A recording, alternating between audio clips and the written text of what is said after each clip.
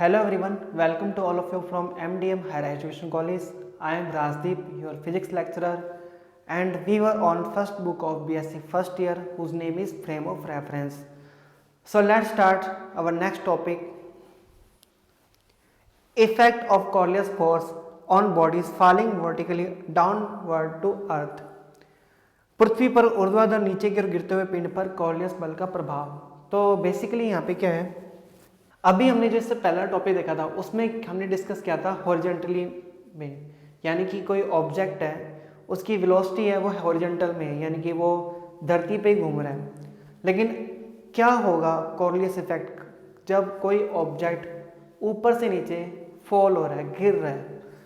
तो अब हम बात कर रहे हैं वर्टिकल की, इससे पहला टॉपिक था हॉरिजॉन्टल का। तो एक बार फॉर्मूले रिकॉल कर लेते हैं हम सारे के सारे। एफ सी का फॉर्मूला था -2 omega -2 omega vector cross V dash vector. Omega vector क्या था, एंगुलर वेलोसिटी ऑफ अर्थ थी, और वी डैश यहाँ पे क्या था, आर फ्रेम में, रोटेटिंग फ्रेम में जो हमारा ऑब्जेक्ट है उसकी वेलोसिटी। ओमेगा वेक्टर हमने जो निकाला था उसमें निकाला था वो था cos lambda, omega cos lambda J dash cap plus omega sine lambda K dash cap. Okay, यहाँ पे हमने जो है ये टर्म ली थी नॉर्थ के लिए और ये टर्म ली थी वर्टिकल के लिए। ईस्ट की कोई टर्म थी नहीं क्योंकि ईस्ट पे ओमेगा का जो कंपोनेंट है वो 0 था। इसके बाद बात करते हैं वी डैश की। सिंपल सी बात है, अगर कोई ऑब्जेक्ट फॉल हो रहा है अर्थ के ऊपर तो ना तो वो ईस्ट की तरफ मूव होएगा ना वो नॉर्थ की तरफ मूव होएगा, उसका सिर्फ एक ही कंपोनेंट काम में आएगा, वो है के डैश। तो यहाँ पे हम इसको मानेंगे वी जेड डैश के डैश कैप। ओके, बाकी सारे टर्म्स क्या हो जाएंगे, इसमें 0 हो जाएंगे। यहाँ पे एक माइनस और लगेगा, इसका रीजन क्यों है, यहाँ डायग्राम में देखो कि वी डैश जो है ना वो फॉल हो रहा है, यानी कि ये ऑब्जेक्ट है ये अर्थ पे फॉल हो रहा है, गिर रहा है अर्थ पे। तो इट मीन्स ये हो जाएगा कि ऊपर की तरफ जाता तो हम लेते पॉजिटिव, लेकिन ये नीचे की तरफ आ रहा है यानी कि नेगेटिव के डायरेक्शन में है, तो इट मीन्स यहाँ पे आएगा नेगेटिव। ओमेगा और वी डैश के लिए जब इस फॉर्मूले में रखेंगे तो कैलकुलेशन करते हैं क्या बनता है ये। तो एफ सी वैक्टर किसके इक्वल आ जाएगा, -2 that I dash cap J dash cap के डैश कैप। ओमेगा की वैल्यू है यहाँ पे ओमेगा, सॉरी ये तो 0 है, omega cos lambda omega sine lambda, और ये 0 और जेड कंपोनेंट क्या है -vz है डैश। इसको सॉल्व कर लेते हैं थोड़ा सा। तो यहाँ पे आ जाएगा -2 आई डैश के साथ क्या आएगा -vz dash omega cos lambda.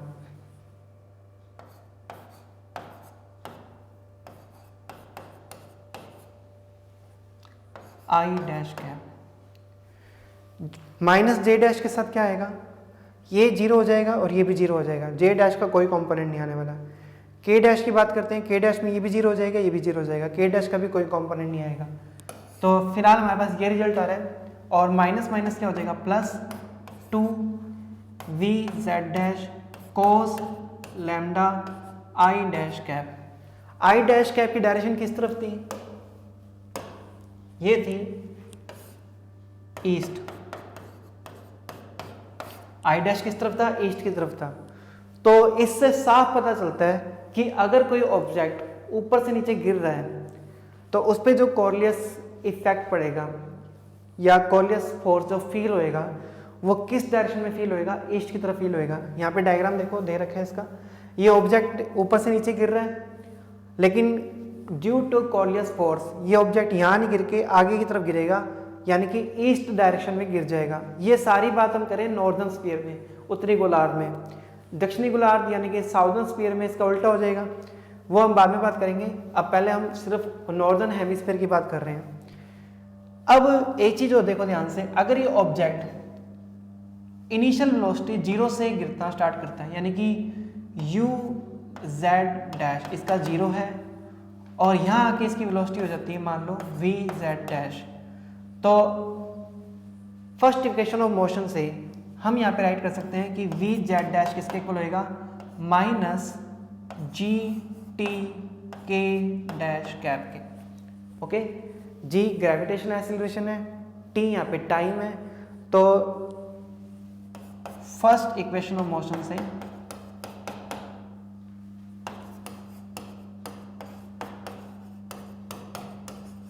हमारे पास ये रिजल्ट आ गया। तो इसकी वैल्यू को हम यहां पे रख देते हैं।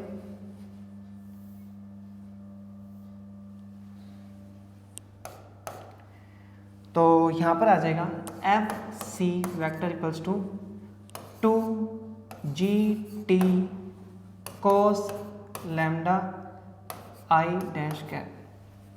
माइनस मैंने पहले ले लिया था इसलिए माइनस का कंफ्यूजन नहीं होना चाहिए आपको। तो ये हमारे पास आ गया एफ सी। फोर्स की बात करें तो m से मल्टीप्लाई करा देते हैं इसको, ये हो जाएगा 2mgt, एक ओमेगा रह गया अपना ना, omega cos lambda I dash cap. अगर इसका मैग्नीट्यूड देखें तो एफ सी इक्वल आ जाएगा, का मैग्नीट्यूड इक्वल आ जाएगा 2mgt कोस लैम्डा के। यहाँ पे एक चीज़ और ध्यान से देखो, अगर हम second equation of motion use करते हैं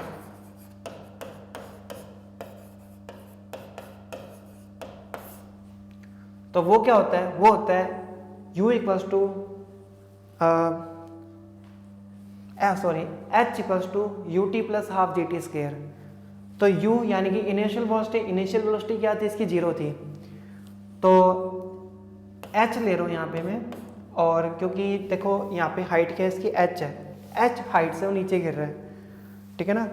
तो ut तो उसका जीरो हो गया, नीचे गिर रहा है तो माइनस आ जाएगा, minus half G T square. Okay, ये सेकंड इक्वेशन ऑफ मोशन है। तो यहाँ से t को अगर सब्जेक्ट बनाते हैं, मैग्नीट्यूड वाइज ले रहा हूँ मैं, तो t की वैल्यू क्या आ जाएगी, t की वैल्यू आ जाएगी 2h/g का रूट। ओके, तो बाद में मैग्नीट्यूड की कर रहा हूँ यहाँ पे फिलहाल।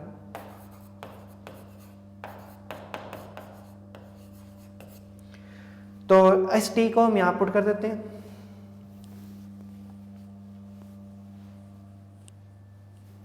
अब बेसिकली हमें एक चीज़ और निकालनी है कि ये हमारे पास रिजल्ट आ गया 2mgt कोस लैम्डा, एफ डैश सी की वैल्यू आ गई है। हमें ये पता करना है कि अगर कोई ऑब्जेक्ट h हाइट से नीचे गिर रहा है तो डिस्प्लेसमेंट तो होएगा, ये तो कंफर्म है, और वो किस डायरेक्शन में हो रहा है, ईस्ट डायरेक्शन में हो रहा है। लेकिन कितना डिस्प्लेसमेंट होएगा, हमें x डैश की वैल्यू निकालनी है। x डैश की वैल्यू निकालनी है तो आप एक काम करते हैं, यहाँ पे इसकी जगह लिख देते हैं m D square x dash over D T square. आपको पता ही है डिस्प्लेसमेंट का जब दो बार डेरिवेटिव करते हैं तो हमारे पास क्या आता है, एक्सीलरेशन आता है, उसको m से मल्टीप्लाई करेंगे तो फोर्स आ जाएगा। और ये स्टिल किसके इक्वल है, 2mgt कोस लैम्डा के। यहाँ से m से m कैंसिल हो गया। आफ्टर दैट हमें x डैश से निकालना, तो आपको पता ही है इसका क्या करना पड़ेगा, इंटीग्रेशन करना पड़ेगा। फर्स्ट टाइम जब इंटीग्रेशन करेंगे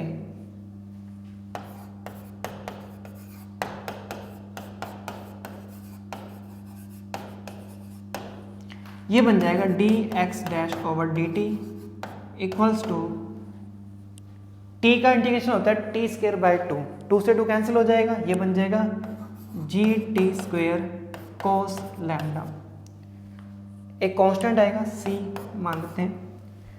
अब c कैसे कैलकुलेट करेंगे मैं आपको सीधा बता देता हूँ। यहाँ पे बात करते हैं स्टार्टिंग की, जब t इक्वल्स टू 0 था, जब t की वैल्यू 0 थी, यानी स्टार्टिंग में हमने क्या माना था कि इनिशियल वेलोसिटी इसकी क्या है, 0 है, यानी कि u z डैश कितना है उसका, 0 है।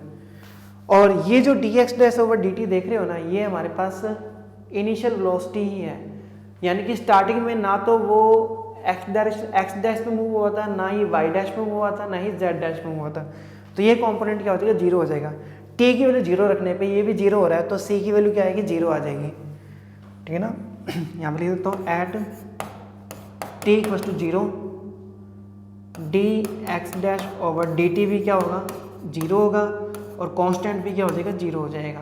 तो यहाँ से हमारे पास रिजल्ट आ जाएगा D X dash over D T equals to G T square cos lambda. हमें एक्स डैश निकालना है, वापस से क्या करना पड़ेगा इंटीग्रेशन, अगेन इंटीग्रेशन या इंटीग्रेट कर देते हैं। ये हो जाएगा एक्स डैश जो कि हमने निकालना था, जी एस टी रहेगा, टी स्क्वायर का इंटीग्रेशन ये होता है T cube by 3 cos lambda. Constant आएगा एक, वापस से सी डैश मान लेते हैं। अब सी डैश कैसे कैलकुलेट करेंगे, एट टी इक्वल टू 0, जब स्टार्टिंग की बात करते हैं 0, जब टाइम 0 था उस टाइम एक्स डैश भी क्या था 0 ही था, क्योंकि स्टार्टिंग में कोई डिस्प्लेसमेंट नहीं हुआ था। जब ऑब्जेक्ट हमारा ऊपर था ना यहाँ पे, तब कोई डिस्प्लेसमेंट नहीं हुआ, डिस्प्लेसमेंट तो बाद में हुआ था। तो यहाँ पर हो गया ये 0। तो यहाँ से पता चलता है सी डैश भी क्या हो जाएगा 0 हो जाएगा। तो इस बेस पे ये आ जाएगा हमारे पास S dash equals to 1/3 g t cube cos lambda. इसके बाद हमने यहाँ पे बताया था कि t की वैल्यू क्या आ जाएगी 2h ओवर जी, तो इसकी वैल्यू रख देते हैं √2h ओवर जी, तो ये बन जाएगा 1/3 जी 2h ओवर जी की पावर 1/2, तो वहाँ थी 3 यहाँ पे, तो यहाँ पे पावर हो जाएगी 3/2 कोस लैम्डा।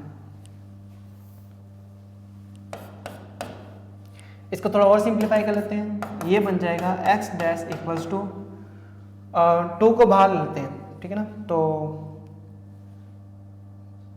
2/3 जी, एक ओमेगा रह गया अपना ना कहीं पे, ये इसको भूल जाते हैं बाबा,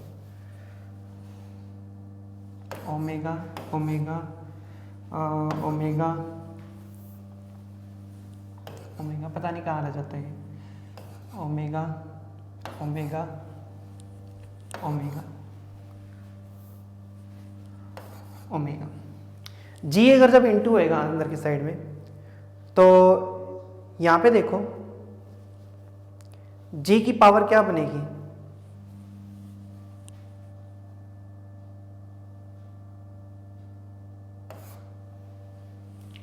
ये आ जाएगा हमारे पास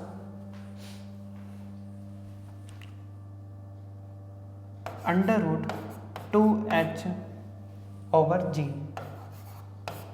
देखो ये कैसे लिखा मैंने, इसको बता देता हूँ। अगर a की पावर 3/2 है तो हम इसको लिख सकते हैं a इंटू ए की पावर 1/2। तो हमने क्या किया, इसको ब्रेक कर लिया, एक तो a लिख दिया, एक a की पावर 1/2, तो यहाँ पर आ जाएगा ये √, ठीक है ना, और एक अपने लिख देते हैं 2h ओवर जी, एक जी यहाँ पर है, ओमेगा आ गया, कोस लैम्डा भी लिख देते हैं, कुछ कैंसिल हो रहा है, ये जी से जी कैंसिल हो जाएगा, तो फाइनल रिजल्ट क्या है हमारे पास 2 तो यहाँ पे आ ही गया, फाइनल रिजल्ट आ जाएगा x dash equals to 2/3 omega cos lambda h √2h over g. तो ये हमारा है डिस्प्लेसमेंट। अगर कोई ऑब्जेक्ट h हाइट से नीचे फॉल हो रहा है तो ईस्ट डायरेक्शन में यानी कि पूर्व दिशा में उसका डिस्प्लेसमेंट हो जाएगा, और वो डिस्प्लेसमेंट इस इक्वेशन से आप फाइंड कर सकते हो। और ये मैं बात कर रहा हूँ नॉर्दर्न स्फीयर की, यानी कि उत्तरी गोलार्ध की, ठीक है ना। दक्षिणी गोलार्ध में क्या होएगा, दक्षिणी गोलार्ध में उल्टा हो जाएगा, यानी कि ये ईस्ट था, वहाँ पे वेस्ट डायरेक्शन में इसका डिस्प्लेसमेंट हो जाएगा। तो ये था हमारा फ्री फॉल ऑब्जेक्ट के लिए कॉर्लियस इफेक्ट। इसके बाद देखते हैं next topic. Let's see next topic, Coriolis बेल का लोलक पर प्रभाव या फोको का लोलक, एक नाम है इसका फोको का लोलक। Effect of Coriolis effect on pendulum और फौकॉल्ट पेंडुलम, ये सीधा टॉपिक का नेम आता है, फौकॉल्ट पेंडुलम डिस्कस करो। तो इसमें क्या है, बेसिकली इस एक्सपेरिमेंट की हेल्प से ये पता लगाया गया कि अर्थ जो है वो एक राउंड लेने में, एक स्पिन पूरा करने में 24 आवर्स लेती है। हुआ क्या था, इसकी स्टोरी सुन लेते हैं कि ये जो हमारा नॉर्थ पोल है और ये हमारा साउथ पोल, यहाँ पे क्या किया, यहाँ पे एक पेंडुलम लगा दिया। ओके, ये पेंडुलम ऐसे ऐसे रोटेट होता था, मूव होता था। तो अब हुआ क्या, अर्थ अपना यहाँ पे ओमेगा वेलोसिटी से मूव हो रहा है, एंगुलर वेलोसिटी से ये हो रहा है वेस्ट टू ईस्ट, यानी पश्चिम से पूर्व। तो ऊपर जब देखा गया, इसको ऊपर से जब देखा गया तो देखने में ऐसा लगा यहाँ से कि पेंडुलम है ना, पहले तो ध्यान से सुनना, पहले तो ये ऐसे ऐसे मूव कर रहा था, थोड़ी देर बाद ये ऐसे ऐसे हो गया, थोड़ी देर बाद ये ऐसे ऐसे हो गया, थोड़ी देर बाद ये ऐसे ऐसे हो गया, थोड़ी देर बाद ये ऐसे ऐसे हो गया, थोड़ी देर बाद ये ऐसे ऐसे हो गया, उसके बाद ये ऐसे हो गया, उसके बाद ये वापस ऐसे हो गया, फिर ऐसे हो गया, फिर ऐसे हो गया, फिर ऐसे हो गया, फिर ऐसे हो गया। और एक टाइम ऐसा है जब ये वापस अपनी इनिशियल पोजीशन में आ गया। यानी ये जो पेंडुलम ये मूव कर रहा था, तो एक पार्टिकुलर टाइम के बाद वापस ये उसी पोजीशन में मूव करने लग गया जैसे पहले मूव कर रहा था। यानी जो डायरेक्शन इसकी पहले थी वो बाद में वापस वैसे आ गई। वो टाइम क्या हुआ, 24 आवर्स मिला, यानी कि 24 घंटे बाद हमें ऐसी सिचुएशन मिल गई। तो ये बात कर रहा था मैं नॉर्थ पोल की। लेकिन क्या होगा अगर यही पेंडुलम हम नॉर्थ पोल पे ना रखें, कहीं अनदर पॉइंट पे रखें, जैसे इस डायग्राम में दे रखा है, ये हमारा अर्थ है। इस बार पेंडुलम यहाँ नहीं लगाया, यहाँ लगा दिया। ओके, पेंडुलम इस टाइप से यहाँ पर है, ऐसे ऐसे ये, ठीक है ना, मूव हो रहा है। तो ये इसका डायग्राम दे रखा है। ओमेगा की वैल्यू क्या थी, ओमेगा की वैल्यू थी cos omega cos lambda J dash cap plus omega sine lambda K dash cap. आपको पता ही है हमने हॉरिजॉन्टल रिजल्ट निकाला था। हॉरिजॉन्टल में क्या था, हॉरिजॉन्टल में हमारे पास जो ओमेगा आया था वो मैं आपको बताया था कितना आया था।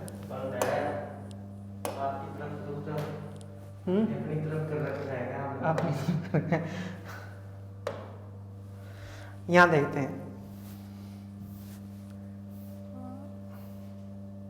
ये रहा हॉरिजॉन्टल पे किसका रिजल्ट आया था, 2 omega sine lambda V dash, ठीक है ना। हॉरिजॉन्टल पे इफेक्ट क्या था, 2 omega sine lambda V dash था, यानी कि ये किस पे डिपेंड कर रहा है, साइन लैम्डा पे।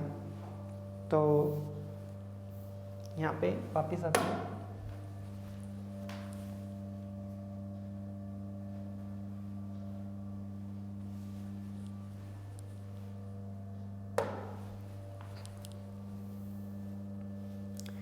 और इसकी डायरेक्शन किस तरफ थी, साउथ की तरफ थी, ठीक है।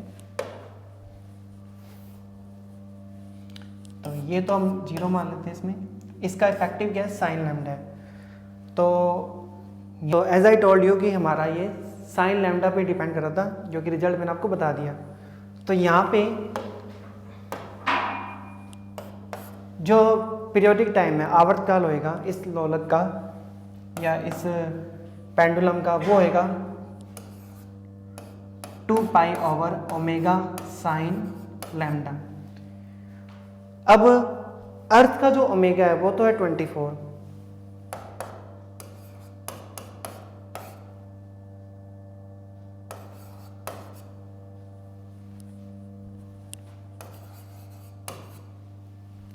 यहां से रिजल्ट निकालते हैं, कुछ केस बना लेते हैं।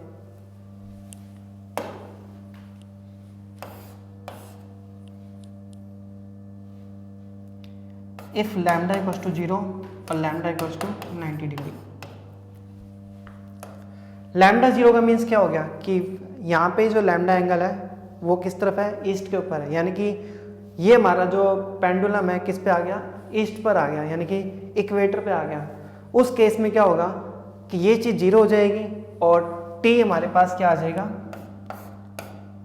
इन्फाइनाइट आ जाएगा। यानी कि इस पर जो आवर्तकाल है वो इन्फाइनाइट हो जाएगा ड्यू टू कॉर्लियस इफेक्ट।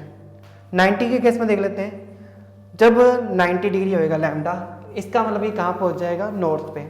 जब ये एंगल आपका 90 डिग्री होगा तो ये नॉर्थ पे आ जाएगा, और नॉर्थ पे साइन 90 कितना होता है, 1 होता है। तो उस केस में हमारे पास जो टी आएगा वो कितना आ जाएगा, 2π/24। तो इससे पता चलता है कि अर्थ का जो स्पिन का जो टाइम होता है वो 24 आवर्स होता है। तो ये था हमारा फोको का लोलक, यानी कि फोकल पेंडुलम। अपने अकॉर्डिंग नोट्स बनाना, वीडियो को लाइक कर देना, सब्सक्राइब कर देना और बेल आइकन को प्रेस कर देना। Thank you.